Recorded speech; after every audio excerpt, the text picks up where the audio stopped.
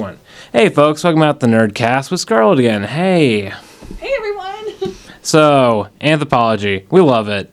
So, what kind of magic do you do? What kind of magic are you into? Well, I mean, I guess I don't subscribe to like a certain kind, like I'm not a pagan, I wouldn't say I'm a Wiccan, but I like to study all kinds of different types of practical magic, more like psychological magic. Hell yes. Mm-hmm. I mean, I practice a lot of mysticism, yes. Christian mysticism, Jewish mysticism, Buddhism. I study the Eightfold Path, I study the Four Noble Truths. Here's the weird thing. I've even incorporated Buddhism into my own personal Christian faith, you know? Yeah. It's helped me become a lot more mindful, a lot more attentive. But when it comes to, like, magic, like, what differentiates magic in the movies from magic in real life, in your opinion? So I think it's just kind of like glamour, right? Like, yeah. I'm not shooting fireballs out of my hands, right? That'd be awesome. That would be so cool. But it's more about, like, changing life, using psychology, using, like, the natural world around us to, like, leverage the life we want.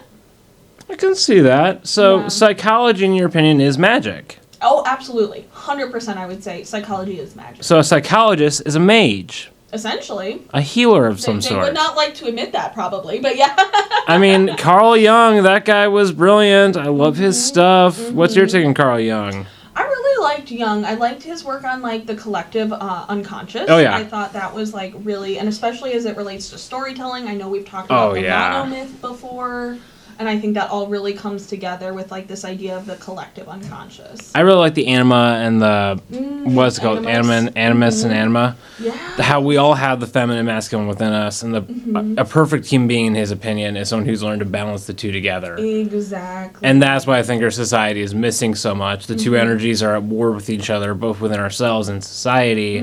We should just, accept people for who they are and try and be the best version of ourselves we can be without being told who we are for ourselves. You know what I mean? Exactly. And, like, that way of thinking lends itself to, like, the spectrum of, like, gender, for instance, where it's like nobody is 100% one thing or 100% another. Oh, yeah. We're all somewhere on a spectrum, right? Just let people be, Just let people be. Let them find out who they are, Right? Don't shove them into boxes and categories and say, you must fit into this. Yeah, and that's why I love Jung. Now, to the geek side of this, how do you feel about what's your favorite magic in video games? What's your favorite magic in fantasy?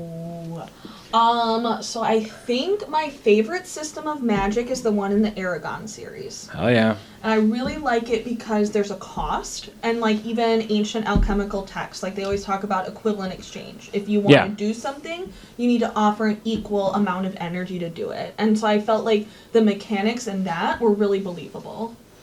Also, Demon Slayer. Like, because I think it's really believable in there as well, is it's like you have to train like hell. You have to hone your body, and then you can do something amazing. My favorite magic system is probably Conan, because magic in Conan, there's all the different kinds of magic. Because, short, Conan is a prehistoric Ice Age heavy metal sword and sorcery quest full of demons, dinosaurs, dragons, giants, aliens. Cthulhu's in there for crying out loud. So you have all these different forms of magic. You can be a priest of this god and you gain your powers through that, or you can be a hedge mage, or you can be a shaman.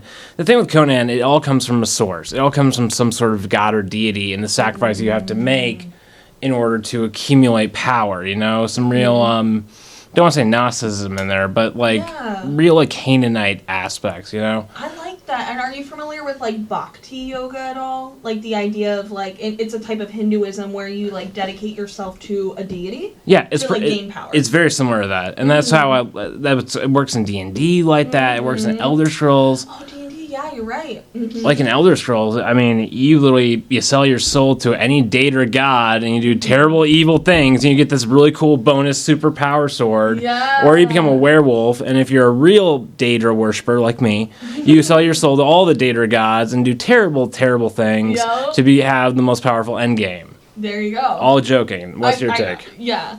On that style of magic? Yeah. I think there's, like, a lot of validity to that, though. Like, I literally know other magicians who will dedicate themselves to various deities and, like, find a lot of power and protection in that.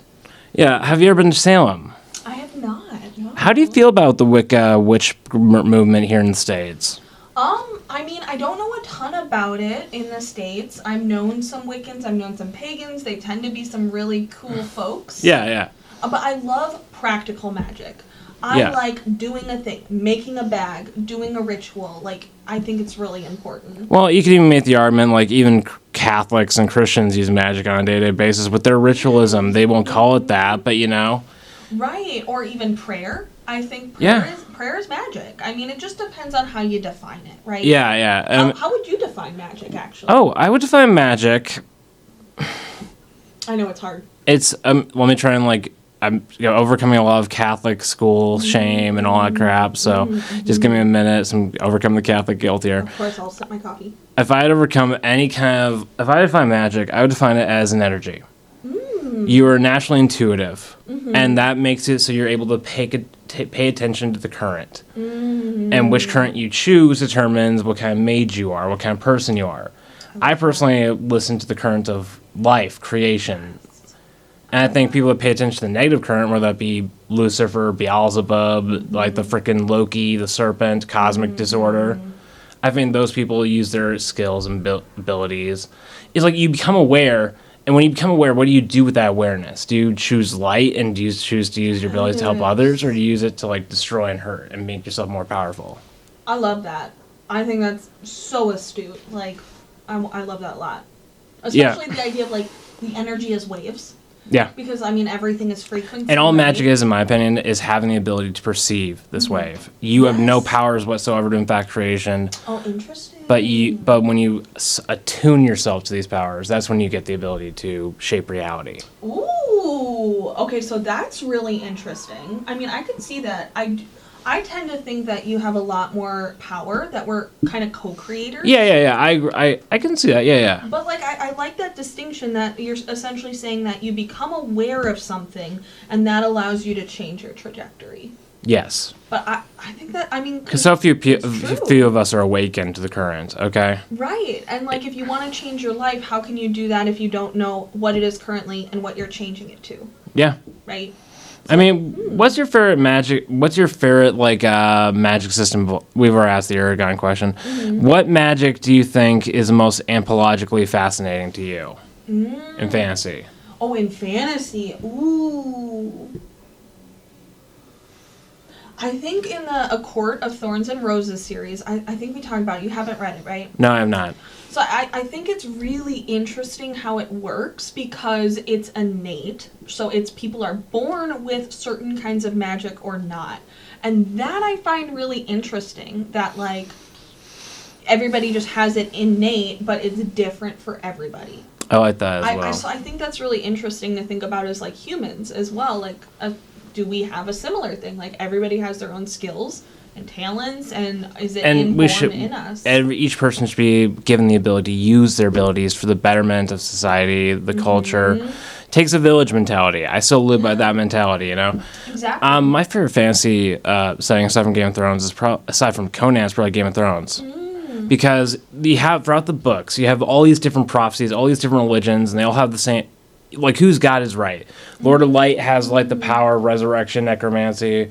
Then there's, like, Cthulhu elements, and there's, like, whose God is real? What is this power? Or the religion's just us trying to explain this magical force that we have no comprehension of. And it's all told through prophecy and visions. And who's right, who's wrong, who has the right vision, who is the chosen one is so up to debate. Do you understand what I'm trying to say here? Yes, the subjective nature of the spiritual experience. Yeah. Yeah. It's like, I mean, think of any spiritual experience you've had.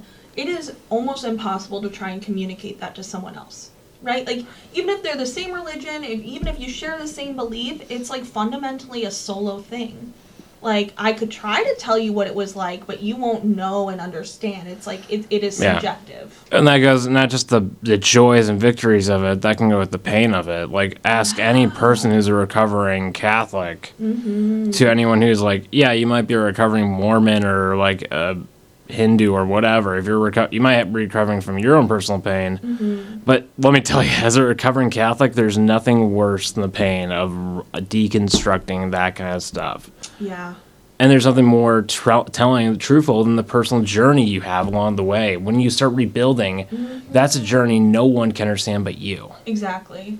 Yeah, and it's so confusing too because like we are always living in community, but also at the end of the day we're kind of alone in this journey too. So it's like a paradox because like our own development is up to us, but also we exist in a community with others. So how do you balance both? Diversity within unity. Which is the word of a Jewish writer who I really like. I've sent you some of his videos. Oh, the one. The American one, yeah. So I'm not going to get like Trumper here, but what I liked about America growing up as a kid was the diversity within unity, okay? And that's why I love this college so much. Diversity within unity. So many different people, different backgrounds, different beliefs, different views, but yet we come together to form this Madison's alternative to college. Yes. No, literally. I love it here for exactly that reason. I mean, you nailed it, dude. Yeah. So in closing, how do you think... We'll wind this down with two subjects, and then we'll head out. How should people enter the practice of magic and mysticism? Where should they look? What are safe sources? And I'm gonna let you talk as much as you can because I have so little knowledge of this. I just stick to like meditation. Meditation and what is safe for me, you know? And I want you to explain maybe what you think people should be aware of they're starting this journey. Yeah, I think like the biggest thing with like magic is like intention. So you always want to go into something with intention, but also do it within, like what feels good within. I think we have a really good sense of intuition of like what's right for us and what's not. So like if you're studying crystals and you're like, yeah, no, I'm not vibing with this, don't vibe with it. Like don't do it. Yeah. Just trust your heart and your intuition that it's going to lead you to the things that are helpful. And like even take something like tarot. I have been doing tarot for 12 years. But like, is it fate? Is it mysticism? Or is it psychology? I've done feel it's usually tends to fall more in psychology with me, but I've used it once. And weirdly enough, and people can give me crap for all they want, I used them once to get the answers I needed. Then a voice in my head told me, okay, used them. Now go burn them. Which is a weird story. That's my weird story with the divine, okay? Yeah. He told me to go grab them, use them. I internalized what they said to this moment, but I got rid of them because I knew they would lead to I have an addictive like personality to when it comes to like divination. So some higher power told me like, hey, you've got what you need. Now get rid of these. It's not right for you, you know? See, that's exactly what I'm saying, is like, if you were too committed to, I must do tarot to be spiritual, that wouldn't have been good for you. So it has to be like that. You have to use what's useful, let go what's not useful, and just trust, like, if you're getting a direction that says, go burn those tarot cards, go burn those tarot cards. You know, I mean, within reason. I painted them off to someone else. Sorry, buddy, you might have some demons following you around now, but... But yeah, like it's about trusting yourself and trusting your intuition, and like if it's not benefiting you, it's not worth it. But I will say there are some. And what about the word occult? Do you think that gets a bad rap? I think it does. Like I would literally define myself as an occultist by trade, just with like the things I've studied, how I practice magic. I think it gets a really bad vibe. Yeah. How I would define it is like I'm more on the philosophy side of magic, a little bit less on the practical side. Yeah, that's where I fall into. So to me, that's occultism. But there are like seriously dangerous groups people should be aware of. Absolutely. Secret societies, certain other fraternal organizations. I would even tell people about the Catholic Church. I mean, it's the same argument. It's still a group of people that are using this divine power for their own benefit and their own power, you know, and I don't like that. So maybe avoid groups that are like hierarchical, maybe. And you get that even in the like love and light new age community. Like you get, I think it's the power. Anytime people feel power over vulnerable people, whether that's Catholic Church or some shaman out there, like that's when corruption happens. Yeah. Unfortunately. I would also avoid anything that's truly demonic. Avoid thing like divination for me is tricky, okay? Yes. Divination, the way I use it, I just ask my God to do it for me. I'm not putting myself randomly on the great ether waiting for something to answer. Know the deity you want the answers from, I guess is what I would say. Absolutely. Oh my gosh, yes. Like, I mean, I literally have known people who just started studying demonology for fun, and it took them down a really bad path. Yeah. So, I mean, like, study what you want, but, like, really keep in mind that what you consume is what you become.